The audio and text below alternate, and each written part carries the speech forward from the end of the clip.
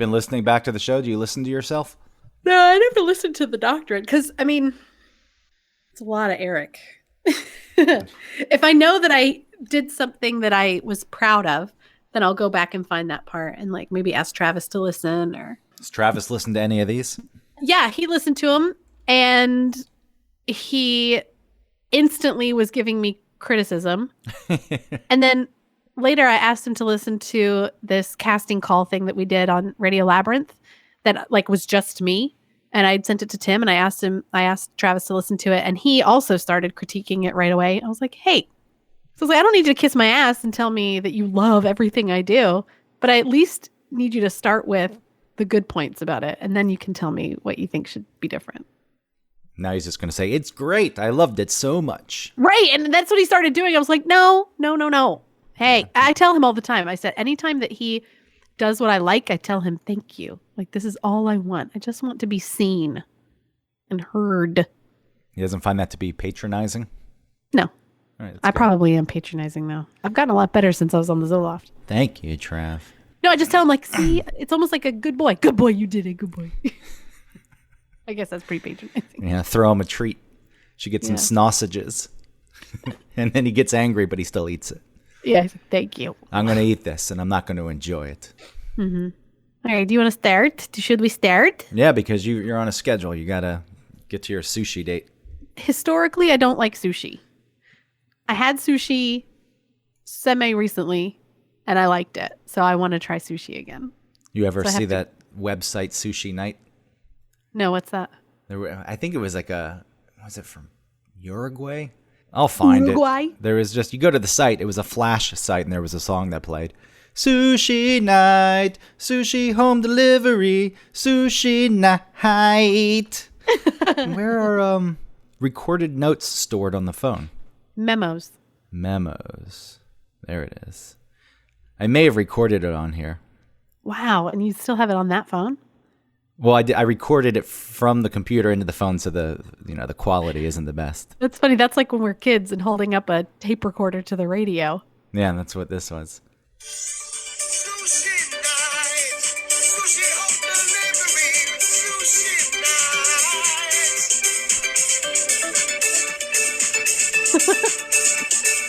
Sushi night, sushi home delivery, sushi home delivery. Who do you think sang that? that. Who do you think sang that? It's just some voice guy. I Sushi home delivery. I always think about that. Like, there's so many jingles out there that people do have to sing. They're actual human beings. Yeah. That guy's out there. Security systems.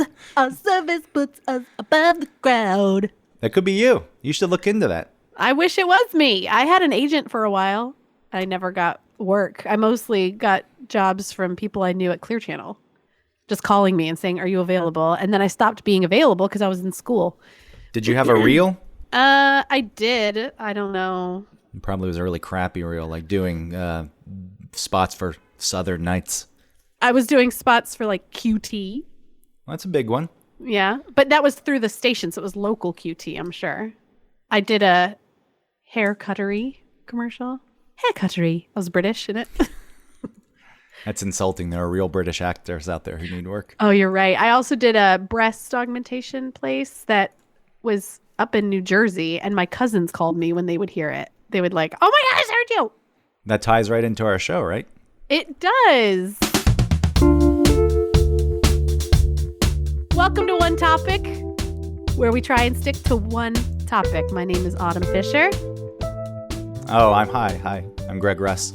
Hi, Greg. I forget that I'm supposed to introduce myself sometimes. So today's topic is, I don't really know exactly how to title it. It's about augmentation. Cosmetic surgery? Plastic surgery? See, but it's not really surgery necessarily. It includes that, but it's also like Botox, fillers. Body modifications? But when you say body modification, I think of tattoos and piercings. So you don't want to talk about that? No, I don't. You want to talk about people? No. I purely mean like the aesthetic.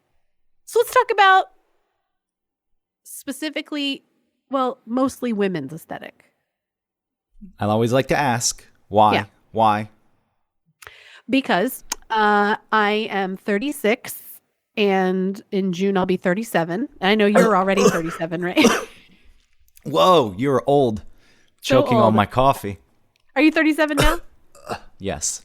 That isn't it weird to, it sort of hit me, like 36 still is like close enough to 35. 37 is like, whoa, that's real close to 40. That's the late 30s. Yeah. The way I always view it, 30 is just 30. 31, 32, 33 is early 30s. 34, 35, 36, mid, and 37, 38, 39, late. And that happens for every decade. Yeah. So late 30s, you're approaching the late 30s. You're probably interacting with people who are born in like late 90s at this point, who are adults, and that's going to freak you out. Well, I know one time Jared brought in his little brother when they were trying to escape the hurricane, I guess, that had just come through. And he brought his girlfriend, and they were real young. And that's when I felt my age. I guess they were in college, so maybe they were 21, maybe. They were out drinking with him, so they must have been 21. But yeah, they were super young. And I saw Whoopi Goldberg on TV, and she had those really big sneakers on that are really popular right now. I can't say that I know. I don't know what they're called. I don't know, some fancy name. Really big sneakers that are popular right now. Yeah. Let's see what comes up. But I said that they were I was like, look at her sneakers. They look like geriatric old lady sneakers. She's like, oh, those are, Balenciagas. Oh, I've never heard of this. The first thing that came up was the Fila Disruptor 2. That's a big shoe in itself. Oh, here it is, the Balenciaga Color Block. Ooh, they're so $950. Yeah. So the chick knew. Well, first of all, she came into the radio station. It's not winter, but it's late fall. When were we there last? December? Yes. Yes. Okay, so it's December. She's wearing a crop top. And she's just being like such a girl, like the girl I make fun of on The Doctrine. And then she knows what these sneakers are, and she's like on her phone the entire time. I don't know.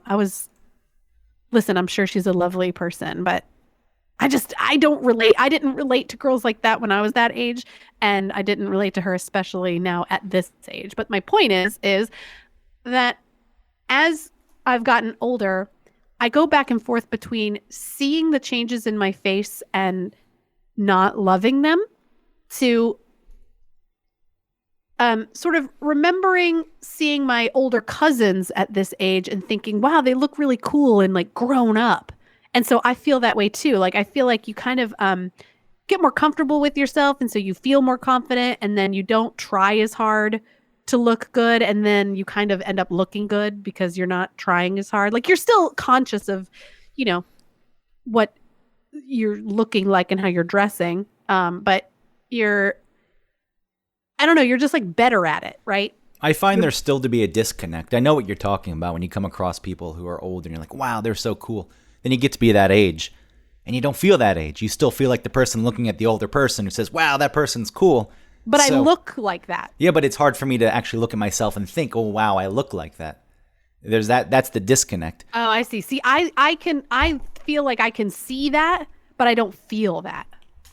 You know what I mean? Like I can see that I look different and that I look like the way that I was impressed that my cousins looked, but I don't feel any older. And I certainly don't feel like I dress like a mom. Or I know. So the other day, my neighbor gave me the best compliment, saying that I walked to the grocery store the other day, and she said that later that afternoon, she said that she saw me and she thought I was a teenager. I was like, oh, it's just because I was far away and I'm short, She said, no, you've got style. But she just like said it really casually, like I've got style. And that made me feel really good. How old was that person? She's our age. Right. She's got 2 kids. The real judge is the people who are younger. I'm sure you look old to them, like in terms of the way you dress. Yeah, not just. I was just wearing jeans and a hoodie. That's a thing. Like I'm not dressing like an older person, and the kids look at you. Oh, look at that. Look at that middle-aged loser. I would never. I bet she doesn't even know how to play Fortnite. No way. Yeah. Which is a shame because apparently you're missing out. Ugh, I've tried. I'm not good at another thing about being older. Maybe this show should be about being older with a focus on the aesthetic. I don't Well, know. here's the thing. You're not older yet. 36 is not old. No, and I don't think that that's old, but I do think it is. It is the time when you start, and I don't know, maybe you feel differently as a dude, but like you really do start seeing differences in your face. And I recently had to start doing my makeup differently because my face kind of changed a little bit. And the thing that had always worked for me stopped working for me. I think this is the time where you first start to notice that it's happening.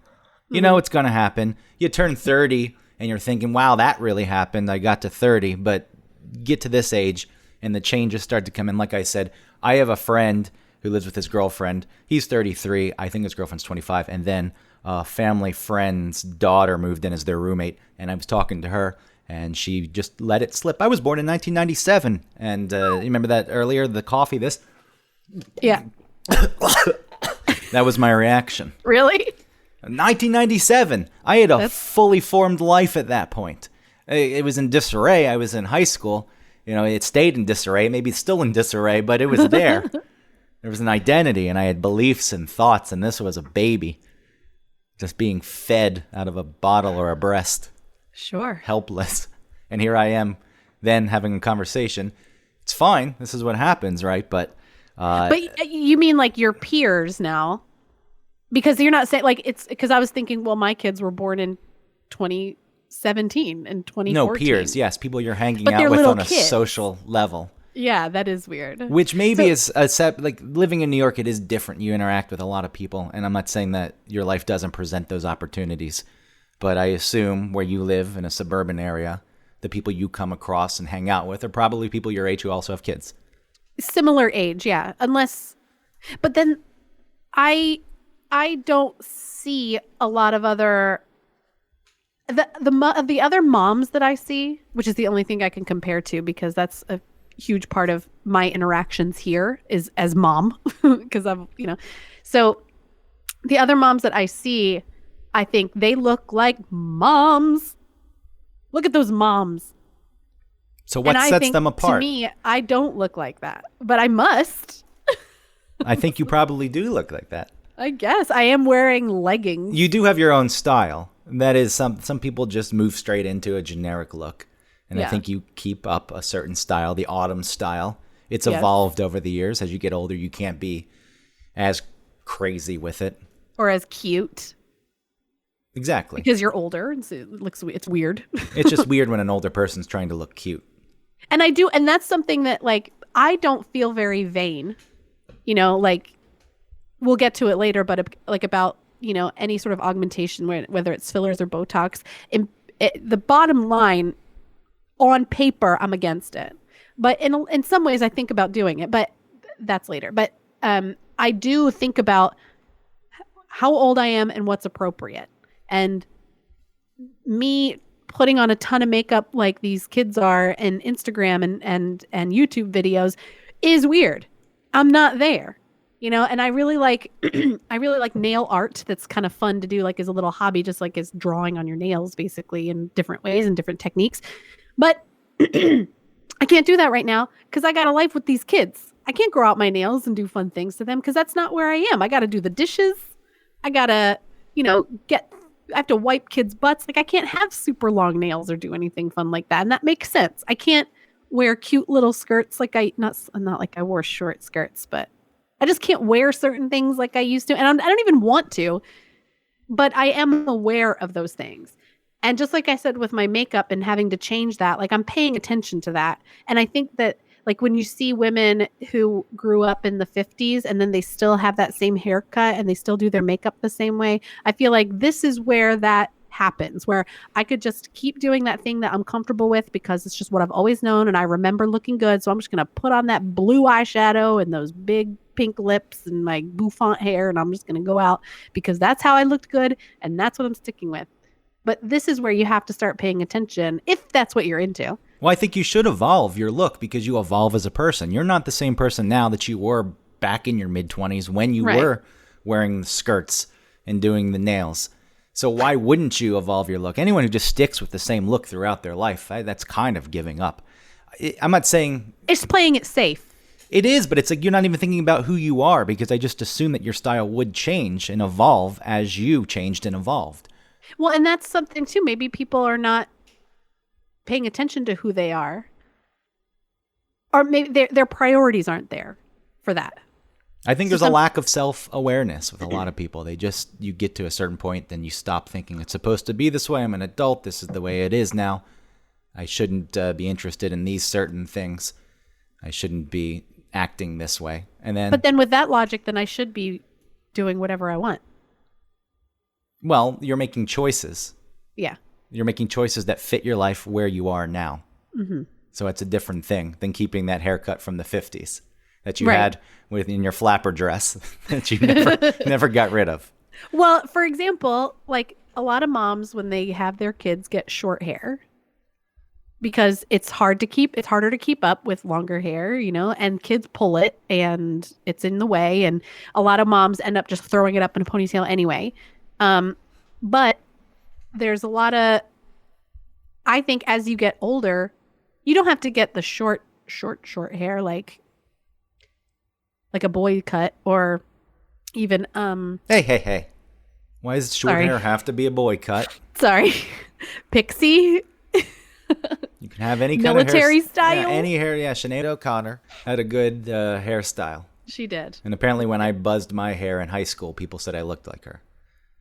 That means you're beautiful. Does it? I'll find it. Yes, Sinead O'Connor is beautiful. Go back and watch that Nothing Compares to You video. I'll find a picture of me in high school because it was easy. Just buzzed my own hair. Yeah. And then people said, hey, you got a picture of the Pope you're going to rip up? Well, I was going to say long hair on older women.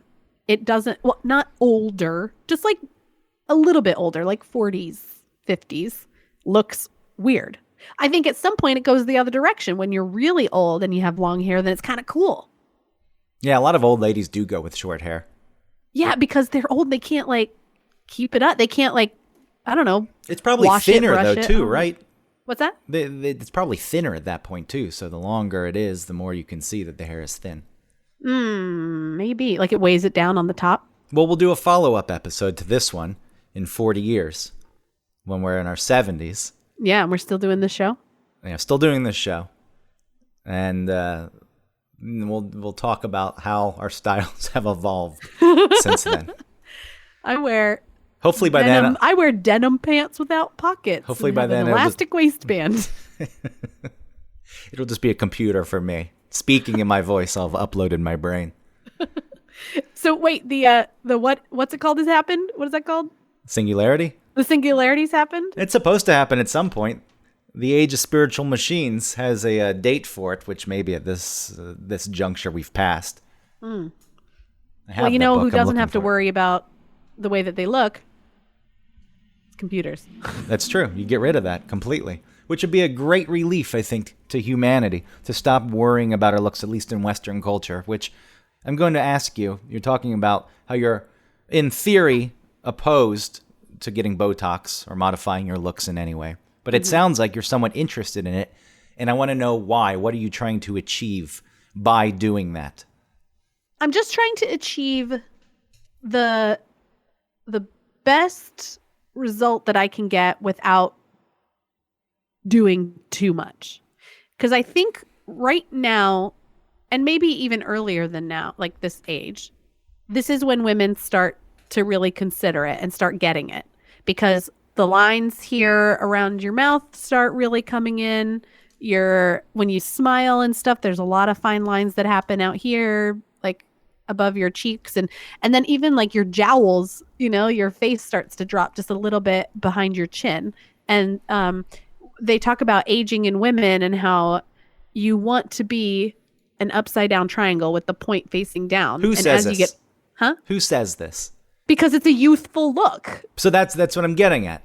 This would only be done to achieve a youthful look, which I think we've already established you don't necessarily care about because you've changed your style to match your age. But the problem is that these middle ages are like when you're trying to grow out your hair and it's a weird in-between stage. You know what I mean? Like when you're younger, you're just younger.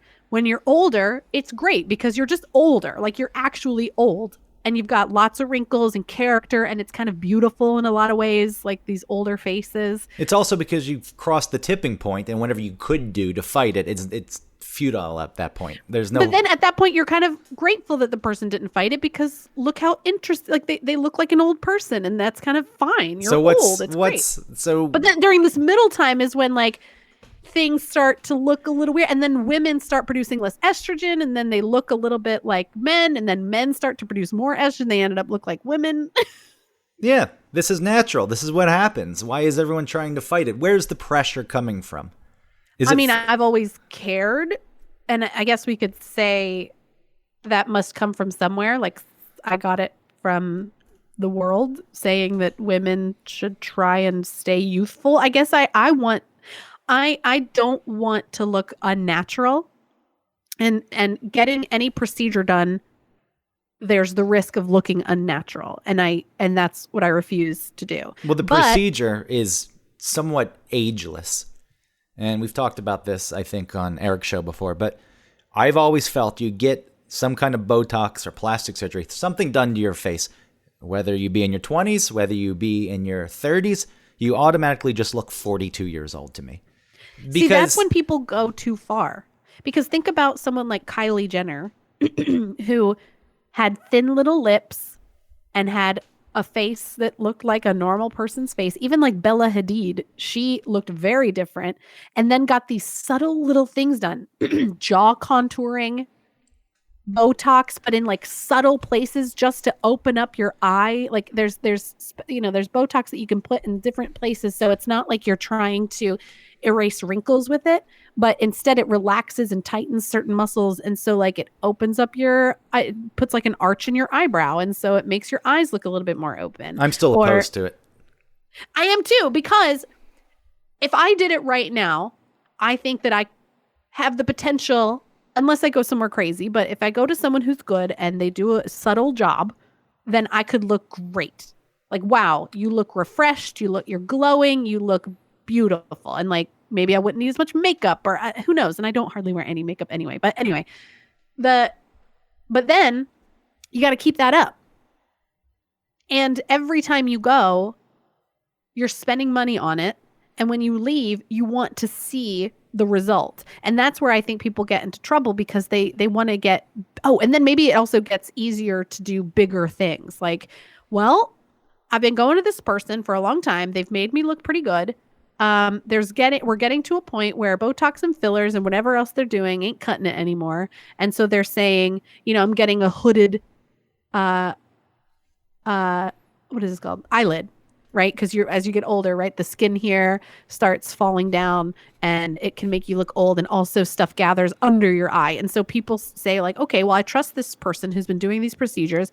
They're convincing me to get this eye surgery. So you do that, and that's when you start looking like, who's the guy who had the chicken place? Who's the gambler? The know when to hold him, when know when to fold him. Kenny Rogers, right? You get those weird little like pulled eyes, and you're like, fuck, I did it. Now I look weird, and now I've gone so far. I've gotten a surgery, and so how do you correct that? You probably have to get more surgery. So you just don't do it in the first place. Don't do it in the first place. But then you're stuck in this middle zone where you're like, that's okay. That's what you need to come to terms with. That is okay. And somewhere someone's saying, "Oh, easy for you to say. You're a man." Check your privilege. I'm not even saying that. There is a double standard. Men can age, and as long as you're not getting overweight, it's like, oh, look, dignified. I like that gray hair. And I have to say I'm excited about my gray hair coming in. I am not. If I were balding, that's a different thing. I think I would freak out a bit, but I don't think I would fight it.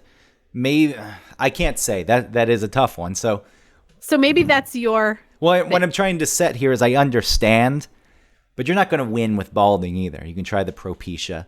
You could go as far as getting the hair transplant if you like. Then you can have hair similar to one of those creepy flapping eyeball dolls. Think about Steve Carell. He had the balding on the tip of his like forehead in the first couple episodes of The Office. He got plugs, and he looks great. It's true. It's a tough issue, because if someone's doing something that makes them feel better about themselves, I'm fine with it. What do I really care? Go ahead and do it. I think the problem I have is the reason they feel that they're not good enough to begin with is because society has set this standard that I think is ridiculous. So there's a distinction there. Within this world that we live in, if you want to do something to alter your look because it makes you feel better, fine. Great. I say do it. Bigger picture, it's disgusting that our society has set these standards and is dictating these terms. I thought you were saying they were disgusting. No, not the people who do it, but it's disgusting that people feel like they have to keep up a youthful image, which came out of what? Television and movies and magazines. And it could be from there.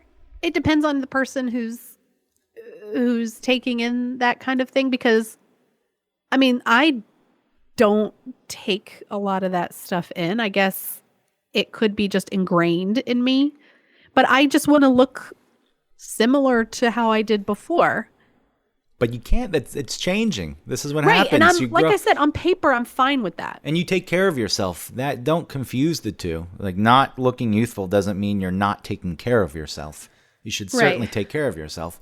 Well, and so what I am planning to do is something like a chemical peel, where it just removes, like a layer of your epidermis, like of your skin. And so it takes away any discoloration, and it tones you, so it makes the skin just like a little tighter, and so you can, but it's very subtle, and all you're doing is getting rid of some skin. So that was my argument that it was okay. That sounds bad. You're just getting rid of some skin. Yeah, like a snake, just shedding that layer of skin. Yeah, shed the layer, get some youthful new, make your body say like, oh no, something's happened. We got to make some new skin. And so that's what it does. And I feel like that's, and getting like a facial, like a anti-aging facial or something, like that's my idea that's my threshold of what I'm willing to do. But when Living Social sends me emails saying that there's, some sort of cosmetic spa that's offering a discount, I highly consider it. And I think, $110 for, however many treatments of Botox. Interesting. What would happen if I did that? Start with the peel then. Give that a go. Hopefully you don't get the plum face. Well, the plum face comes... Okay, so I want to talk about this. When we see celebrities who look crazy, like Madonna in the 90s was great, right? Like, I don't know how much work she had done, maybe a little bit of something. Then in the 2000s, she started to age and she looked pretty good. But now she's all plumped up. And it's because you're fighting so hard against any sort of quote unquote defect in your skin that you're plumping yourself up with those fillers. And that's when people's faces, and then everyone's so into lips. Everyone's getting these big lips. And so you're stuffing your face full of fillers and you're plumping up your lips, probably just to even out what is going on with your face so that you can keep in proportion aesthetically. But you end up looking swollen. Lindsay Lohan looks swollen. And there was no reason for Lindsay Lohan to do that, by the way. Madonna, again, I hate that she feels like she had to do that, but probably if she didn't and just aged normally, her career would have ended, which is going back to our society and how I think it is pretty gross that I don't want the middle-aged mom singing me my pop songs anymore. So she was in a circumstance where she had to react. And like you said, it gets to the point where you fight it and you have to fight it more, and it goes out of control. The plum face I was talking about, though, the chemical peel, sometimes it burns you and makes you purple for a week. Oh. I don't know if that's chemical peel, but I know people have done something to their faces and it's the whole face. And for a week or 2 weeks, it's purple. It looks burned. Oof. And then it goes away, seemingly, with no bad effects other than the 2 weeks you have to walk around in public. And, you think people are staring at you now. I want to do like a medium level chemical peel that you can get at home. Yeah, just don't look like I already Grimace. do the surface level one that's like glycolic acid or something. I don't know anything about the differences. So I went to Blue Med Spa in Midtown. Shout out. They were awesome. In Atlanta, when you were in Atlanta. Yep, in Atlanta. And I got a anti-aging facial from this woman who was really cool. And she was into our show. She didn't know the show. I was telling her about it. And she's like, that sounds so cool. She'd moved from California. Anyway, she said, she gave me a ton of advice. And so if there's anybody listening who doesn't know what to do, I would say spend some money to get an anti-aging facial from someone who's reputable and good, who has good reviews, and ask them for advice. She said to try and get something like this done once a season, which I think is totally reasonable. Like when the seasons change, throw a little money at your face and get something nice for it. And maybe that could just be part of your like self-care regimen. Like people go spend money on the gym. You know, I guess you could, I'm really just trying to justify spending the money. Again, do what you have to do or what you want to do. If you're going to try something, you have to be self-reflective, right? And figure out why you're doing it. Are you doing it because you feel like your husband's going to leave you if you don't look good? That's probably bad. Are you doing it because you see these housewives on TV and they look good and why don't I look? That's they don't probably look bad. good, by the way. What's Those that? housewives, they look like creatures, Frankenstein's monsters. They do. The more you watch it, the more you get used to it. You know, put together through discarded parts from previous housewives. Like that season's over, chop them up, and then they take the parts and they create a new housewife. That's what that looks like to me. Yeah. They all get like, new teeth. Well, that changes the shape of their mouths. Everything is, and is it because they're on TV? They were doing this before. I think there's a standard that they feel like they need to uphold, and with but then being on TV. That's the thing. That's what I think when you're in any kind of public eye, it really runs wild because there's this fear of rejection for looking normal. So you'd rather look like a monster. That is more acceptable than looking your age. Yeah. Tell me that is not insane. Tell me that is not the most. This is like Hunger Games in the capital city. All the people sitting there watching and then laughing and the colored hair. This is what this is. Or if you could bring someone from the past into the future, or if you could sell someone from the past in the future, people are going to be injecting themselves and putting plastic in themselves and modifying all of the, it's dystopian, crazy world. Yeah, you're right. But here we are. It's run wild, and that's why I think about when it started. I'm not saying people didn't care about their looks, but there certainly was a time before TV, before movies, when I'm sure that people cared a lot less because they weren't presented with it. This is what the idea of the real beauty is. And then you get people who are told and sold to you as this is what perfection is. This is what, the people who look like this are the people who get jobs doing this thing that you think is cool and you'd like to have that same job. This is what you want to see. And it falls mainly on women, but men, I know Bob Barker, for example, he dyed his hair for the longest time. And then one day he just stopped and went gray, came back for a new season. And people loved it. And maybe that changed the game a bit. But there's always this idea you need to look a certain way. I also think that with standard definition television, before we got into HD, you could get some of these procedures and you didn't see them as much on TV. Now with HD, people are still doing it. But it just looks, it's not hidden because you have so much definition in the TV. It's like, whoa. Sure. But it's become normal. That's what we expect our people on TV to look like. Creatures coming out of a swamp. Have you ever seen someone in person with crazy looking surgery face? Yeah, sure. Nothing's coming to mind specifically. I come across a lot of people. I've seen people on the train who are crazy, but there's all types of crazy. So, but I mean, like, you stop cataloging it in your memory.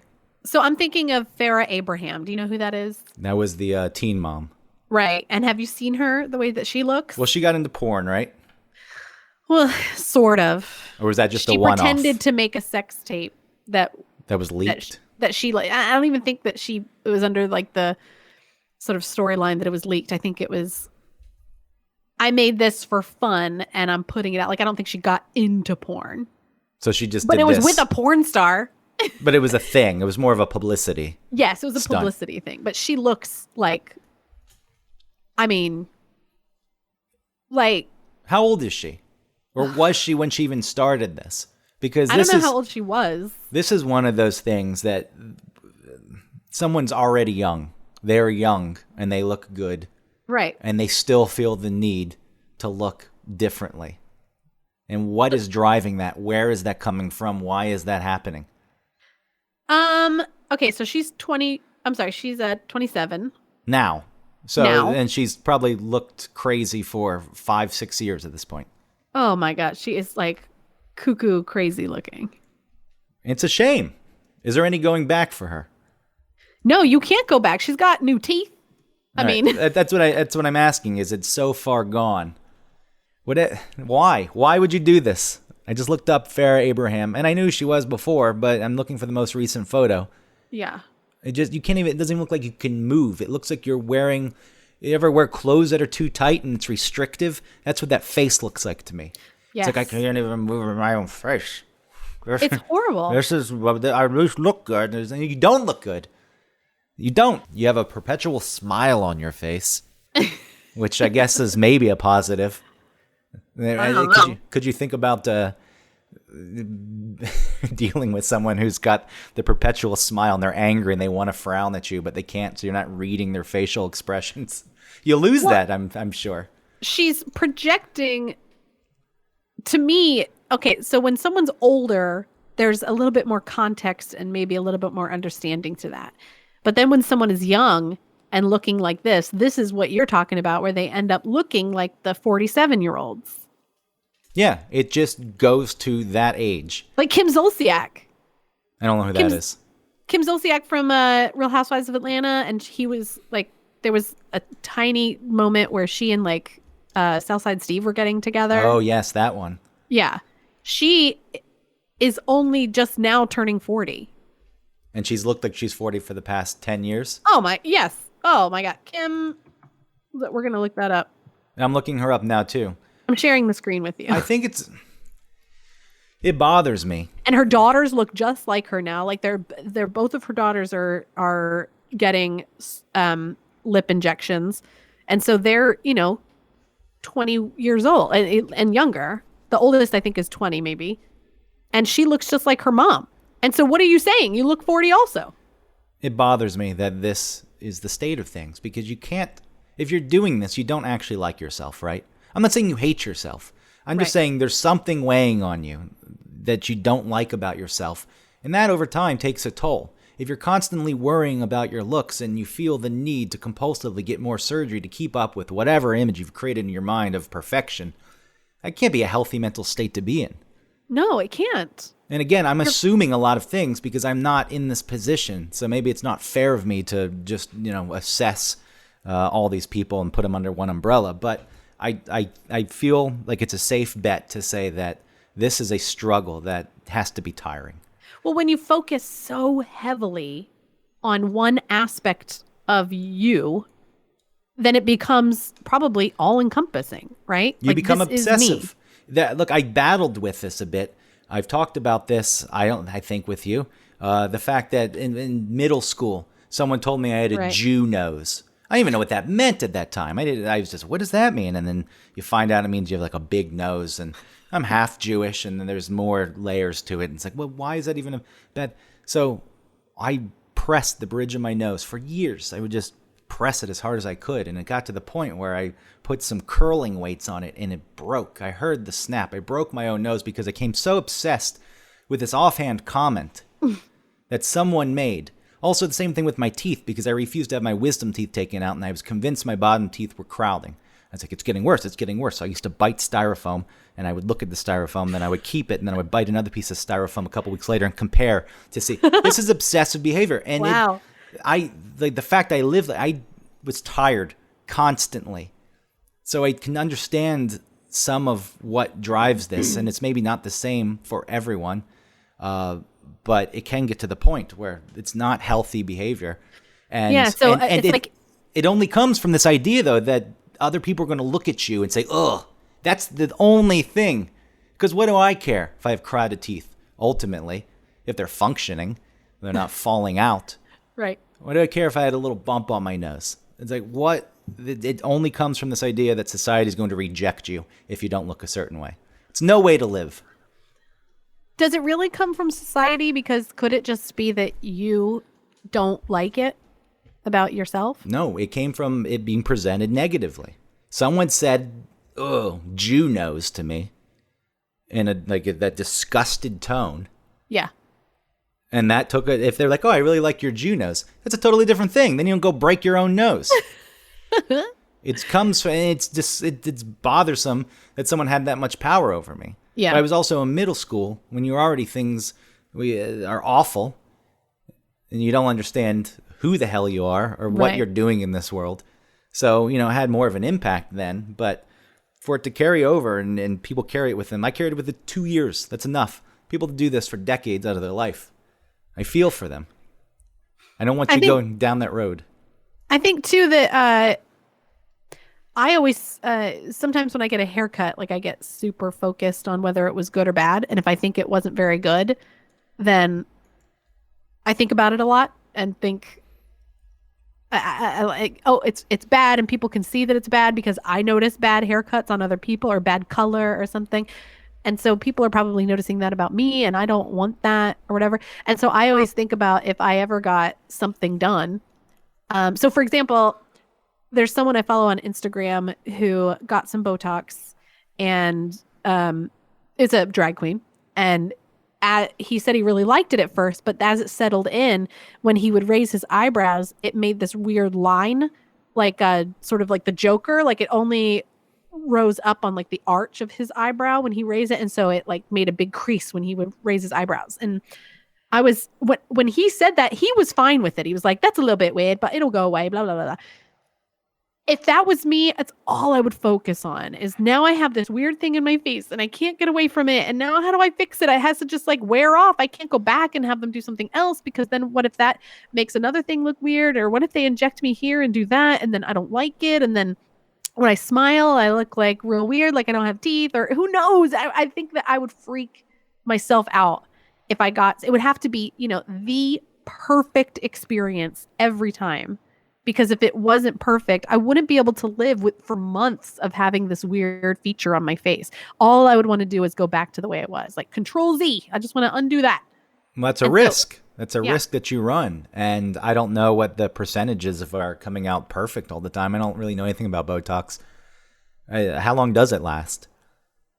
Maybe 6 months. So it does fade away. It does. Botox especially fades away. Fillers what is it? Takes some time. Botulism? What is Botox? It's botulism, and it I think does it freeze the muscle? No, does it relax the muscle, or does it freeze the muscle so it doesn't move? It's something that you hear constantly, but I have no clue. I've never really read about it. What is Botox? A drug prepared from the bacterial toxin botulin, used medically to treat certain muscular conditions and cosmetically to remove wrinkles by temporarily paralyzing facial muscles. So paralyzing your face with a bacteria.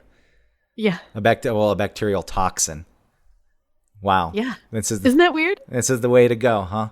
But now there are other things that we have found, that instead of just because it's for an aesthetic reason, we poo-poo it. But I mean, penicillin is a fungus that we ate, and that's true.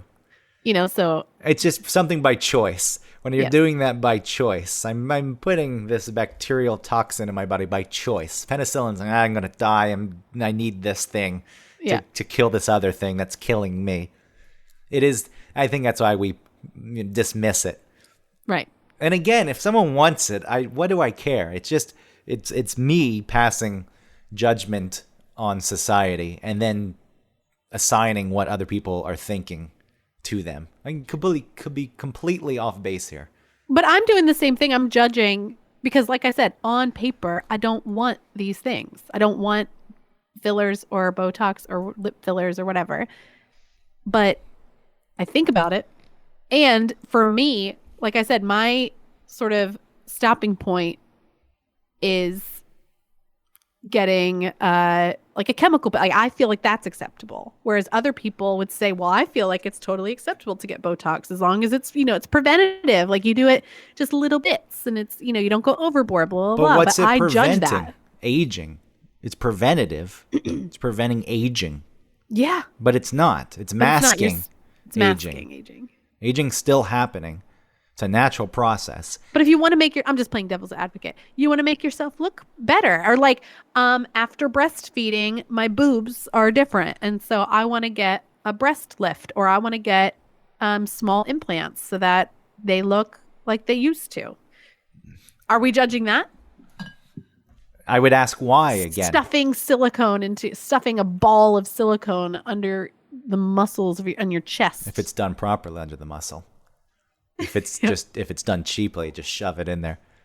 I guess they remove those when the person dies. I always used to have this idea of a body being in a coffin and the skin disintegrating and just revealing the implants, just sitting there on top of a rib cage. But they remove them, right? I don't think so. When you're buried in a casket, if you're cremated, then they do. Okay, well, they remove all kinds of stuff. They remove pacemakers they take out because they'll explode in the oven. I mean, makes sense. I'm just thinking about the actual act of cremation and how strange that is. Have you seen a video of it ever? It's disturbing. It's disturbing. Even though the person... You've seen like a video of cremation? Yeah, there was a video. They left the door open so you could see. And the body's... Because it's dead, it's stiff. But to see a stiff body on fire, like the arms in the air... The one I saw, the arms were straight up for some reason. Yeah. And it was... Weird. It was horrifying. It was haunting. I thought about it for days. There's a really great channel that I really, really like. I forget. I'm going to find it really quick. Hold on. Well, we can go back while you're looking for that. I want you to answer, are we judging if you have, work done to your breasts? Only if they look bad. Who am I to judge? I think I am judging. No. Like I judge this plenty on our show. I judge, but my judgment doesn't have to mean anything. Yeah, I judge plenty. I've been judging this whole show, and then I feel guilty about it. But why? The reason, I guess, or the question is, why would you want the procedure? For yourself, because you want your breasts to look like they did before you had children and breastfed. But what is driving that? You want to look good for Travis, your husband? You want to look good for yourself? Okay. Yeah. I don't know why I draw a distinction. If you want to look good because people you don't know are judging, then I'd say no. That's a stupid reason. I guess that's the thing, is that you have to think about why you're doing it and then decide if that's healthy or not. It's very gray, the whole thing. But I think a lot of people are in denial. A lot of people like Kim Zolciak or whoever be like, I'm doing it for me because I want to look like this. But she's doing it because she has a career in the public eye and thinks that she needs to look a certain way, which maybe she does need to look a certain way because then maybe that career is going to be But she doesn't. There are people that can look like they care about like looking fancy and looking good without looking crazy and looking like a blow-up doll. Well, some people... So those people too, like the people like Farrah Abraham or Kim Zolciak, or even the way that Pamela Anderson used to be. And she went back on quite a bit. She went back. That's and so right. did Courtney Cox, right? Recently? Courtney Cox. She went back. She got a lot of her fillers dissolved. Because she was looking too plumped up. And her when you put injections in, they have you smile and stuff, but they also have you at rest, because when you're at rest, that's when things are sort of like falling down. And so when they put those fillers in, it does tighten up. But then when you smile, it all comes up and it makes, their eyes look all crazy. Yeah, it's the clown face. Yeah. Like the cat lady. The cat, if you don't know who the cat lady is, you got to look her up because she's wild. She's the one who modified her whole body to look like a cat? No, she just accidentally... Oh, she did by accident. There are people who've done that. It's actually a guy, I think, who's modified his whole life. Guy. And those people. Now that's a whole different. I'm on board with that because that person's not doing anything for anyone other than themselves. That's not to impress society. Maybe it is. Maybe you want attention. It's to push people away. Okay, but still, that's not. Hey, there's an image that everyone says that I should keep. You may be rejecting that whole notion completely and you go to the extreme opposite end, but that person is doing it because they want to look like a cat. Or the lizard man who gets the forked tongue. It's not because they want to look like a cat. It's because they're trying to say, I am so far removed from society. Like, that's saying something. I'm okay with that. Because that person wants to remove themselves from society. That is unhealthy. They want to, sure, completely outcasting yourself from society is maybe not the best move, but that is their choice. It's not following an idea of what people think they should look like. It's a complete rejection of that idea. And that's the different side of the same coin. That's exactly what that is. So to me, That's I feel true. the same way about it. That's true, but I don't mind that as much. It's like, all right, you want to do that? You want to be the lizard man and get a forked tongue? You want to slit your pupils so they're not round anymore? They didn't do that. I don't know if that's a real procedure. They wear contacts. They must work. No one's slitting their pupils. But the cat person got implants into the skin so you can screw in the whiskers. Yikes. It's a very strange thing. I think that he's gay, right? And he's in a relationship. I think I've seen something about him. Yeah, I mean he's out there. I mean, meaning there's pieces written on him. You can find plenty on the cat man. So what's the cat lady you're talking about? She is, I don't know. She's just a woman who is sort of a socialite, and she got like accidental sort of crazy work done. Probably when it wasn't as streamlined as it is now. And so that's what she did. I'm going to look her up and I'm going to share the screen with you. This is a lot. Guys, you got to join us on our Google Hangout so you can see what I'm talking about. Just look up the cat lady right now. Look at this before and after. I know. A very pretty lady. But I mean, this is obviously like in the 60s. It doesn't matter. This A first lot of the picture. times, the people who go extreme too are already good looking. Maybe there's a fear of losing those looks because they've benefited so much their whole lives. Like rich people have a fear of losing their money, no matter how Right. much they have. And again, it's a generalized statement, but it's been at least noted that quite a few of them, when they get money, there's a fear of losing it. Even though it's like, how could you have so much, you'll never need money again in your life. So maybe it's the same thing here. You have the looks, and you're afraid for them to go away. It's just a shame. What's that? It's just a shame with this lady. Oh, yeah. I think a lot of times, too, a beautiful woman can have some features that, like a strong jawline, high cheekbones, stuff like that. I think that when you're beautiful and young, those things are striking. And then as you get older and you try and use surgery to fix those things get more amplified, and then you look too plump. I'm sure it's a difficult thing to deal with, though, as you're getting attention for your looks until the day you're not, or that starts to fade. It's like, wow, Yeah.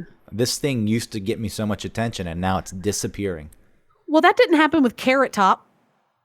Now you're looking at Carrot Top now in this picture. Yeah. Well, he's gotten the surgery, right? People Oh, think he has. Yeah, but I don't know what Carrot Top's deal is because he was never good looking. He got real buff. Yeah, I know he worked out. I don't know what And those. then just started pulling things back. Yeah, who knows what's going on in that brain? That wasn't to save the career. It didn't work. If that was the attempt with Carrot Top, it didn't save anything. Oh, yikes. We're just staring at these photos now on our podcast. I know. I'm sorry. We'll post a picture of this with I mean, it's good to look at, so I know what you're talking about. yeah. The fact that we ventured into... Oh, look, I see that YouTube video. How do chemical peels... Autumn's sharing her screen with me now. So I see that she's been watching a YouTube Well, I video. did some research. How they work and which is best for you. Oh, yeah, was this in the name of research for the show? It was Dr. Sarah Tonks. She has a great accent. You should watch her videos. She talks a lot about she talks about celebrities and what they've done and how they're doing it and what she does, and it's interesting. She's an doctor of aesthetics. Oh, an aesthetic physician based in Knightsbridge, London. Well, I'll watch the videos just because I want to hear that accent. On my phone, I've got Siri set up in a British accent. Oh, do you? I used to have it as New Zealand. And we lived on Conti Road, and she would always say, like, take a left on Conti Road. Oh, you loved that. You laughed every time, right? I did, Conti Road. It doesn't get old. The other thing I was talking about when you we were talking about cremation, there's a YouTuber called Ask a Mortician, and she's a mortician in California. She does a lot of green services, like green burials, which is really, really interesting. But she answers a ton of questions and has really cool videos about Oh, look, ask a mortician. Hip, knee, and breast implants. There's a video right there for you, Greg. I'll watch that one later to see what happens after. I like the way she's adopted the mortician look. You would look at her and you know, what career do you think she's up to? I know. Mortician. But she doesn't look gothic or anything. But it looks like that's her job. The black hair especially. Yeah. Which I like. And she has a very deeper voice, and she's really interesting. She grew up in Hawaii. All right, I'll watch some of these. I want to know what happens. But after someone dies, too, think about it. It's very important. I don't know if this is spelled out in a will or if this is the family's wishes or just if we've accepted this as normal. But if you're being buried and you're on display, it's very important that you look good, right? So you should just put the dead body there as it is so we can all see the reality of the situation. It's like this is what it looks like when you're dead. That's something that maybe if we did that as a society, we would be more comfortable with aging because it would just be a process that we see happen naturally around us all the time. But we don't do that. We're very, very removed from death.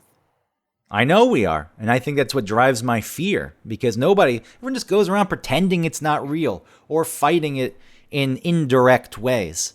There's no real direct fight, I guess, against death. But instead of coming out and saying, oh, I'm trying to look young because I'm scared of dying, it's just like, I'm just, what? Yeah, I want to look good. I want to look good. That's the non-complete thought. That's what that is. Okay. Person who doesn't have anything to say, but they're trying to say something.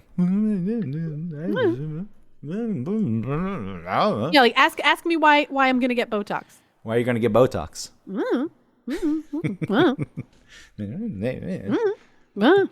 Face it. It's going to happen. And if you're dead, crumpled, wrinkled, dried out, stiff bodies in a casket and it's not wearing lipstick, that's okay. I think that's a fine thing. Or even, so on this Ask Mortician, she talks about how the sort of procedures that a less green approach takes to closing the mouth of a person because their mouths hang open because they're dead. And there's all these weird sewings and things. She demonstrates how she used to do it. And it is crazy. She said, really what all we do at our thing is we put a rolled up towel under their chin and just keep it closed. In a casket, they put a rolled up towel? No, they don't use caskets. Oh, this is the green mortician. Yeah. Mm-hmm. So she's natural. Okay. It is interesting, though, like a lot of people don't consider their options when it comes to having babies and their birth options. And people don't think about their death options either. There's a ton of things that you can do between traditional embalming, burial in the ground in a casket, and cremation. There's a ton of things outside those things and in between those. Or you can go to one of those gardens where your body deteriorates naturally, and that's what I want to do. Then police study it so they know, and that. medical professionals will study it so they can figure out it's in the South Carolina or process. Something. Yeah, and they know if they find a body, they can determine how long. We're gonna put you in a barrel of oil. Those aren't the only people who use it, but that is one of those options. Like there's just a garden, they throw the body there, and then it's studied as it decomposes. And is that donating your body to science? Is that the same thing? I mean, that's a whole different thing, right? Well, it's not a whole different thing. That's just a wide thing. I'm sure that is part of that umbrella. Donating your body to science would be, hey, here's my body, and you can watch it decompose and study it and understand things more. But there was a woman who was sliced millimeter by millimeter, did a cross section of her whole body, frozen. This was what her wish was. Wow. She visited the lab of the doctor who was going to do it, and she would go there. She became very annoying because she was a lonely old lady, and she did it every single day and bothered the people, but then she would go talk to the classes about it. Then she died, and they froze her body, and this machine took millimeter slices and did her whole body cross-sections. That way they could upload it onto computers, and medical students could study it. Wow.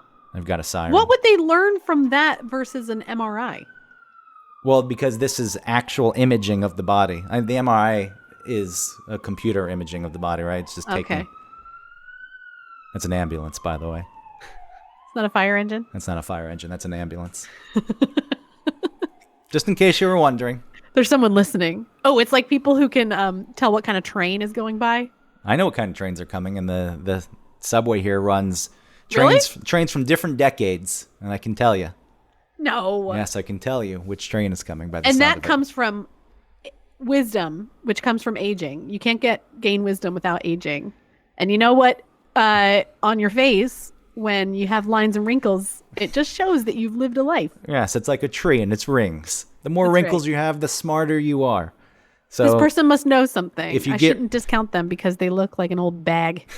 if you have no wrinkles because you had Botox, you're not a smart person. You know That's- what? I might assume something like that because you care more. You care so much about how you look.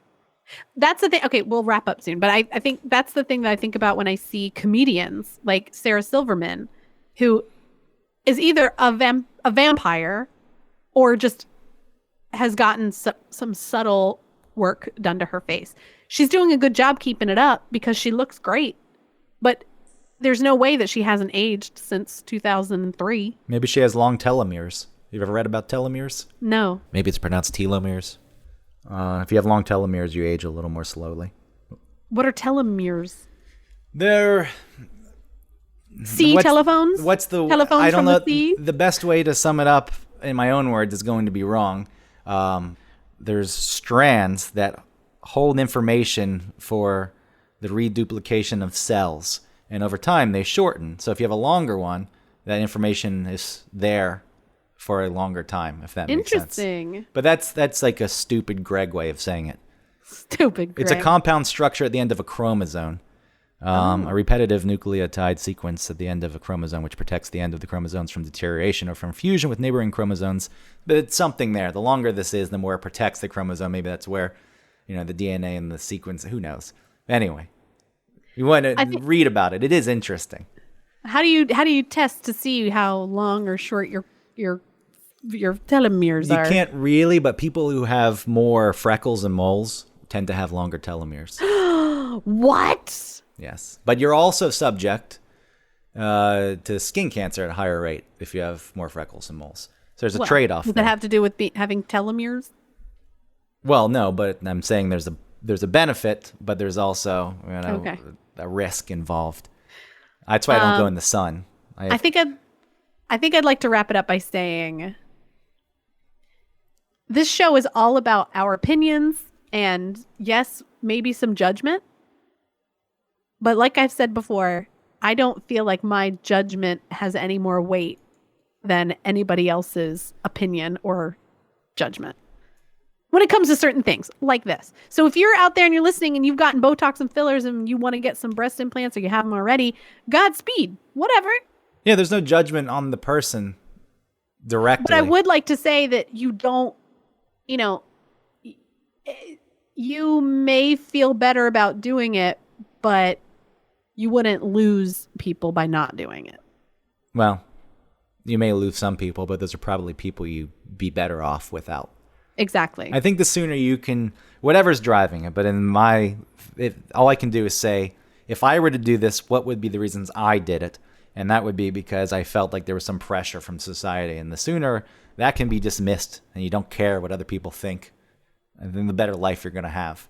It just alleviates a lot of worry and anxiety and stress if you stop caring so much. Like, it doesn't mean stop caring about yourself and stop presenting yourself in a respectable manner, but certain things, like that's self-respect. This is, this person's going to think that I'm old if I don't. Who cares? Yeah. Who cares? And maybe that kind of attitude can only come with age. As I say, and for now, but when I start balding, it'll all change. Oh boy. But I guess I've never thought about it because I have so much hair.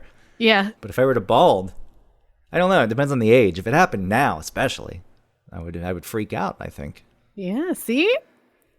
I would just go completely bald at that point. Shave it like Bruce Willis style. Yeah, I mean, if it gets to a certain point. Anyway, well, maybe one day that'll happen. We can cross that bridge when it does. Okay. We can It'll be the reassess. episode called I'm Balding.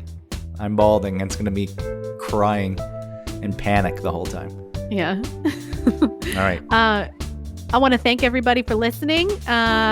You can find me online at everywhere on social media at AutoPritz, PRITTS. We have a Facebook page that's really just like a show page. There isn't a fan page or anything yet because people ask for one, but I don't want to have to manage it because I'm really not good at managing it. I'm already managing 2 + 2 = 4, and I'm pretty shit at that. So if somebody wants to make a fan page, I would gladly participate in it, but I don't want to make it. And but yeah, you can find us everywhere online at One Topic. We're on Podbean. We have on iTunes. Please rate, review, subscribe. And what was the other thing? Oh, Spotify. We're on Spotify now. Greg got us on there, and we've had 1 listen so far. So thank you to whoever that was. Appreciate it. Yeah, thanks for listening. One Spotify person. Yep, that's why we do it. It's for that one Spotify person. So appreciate that. Greg, you have anything else to say? No. Okay. Maybe one day I'll rejoin Facebook, but as of now, no. Okay. Thanks, everybody. Talk to you next week.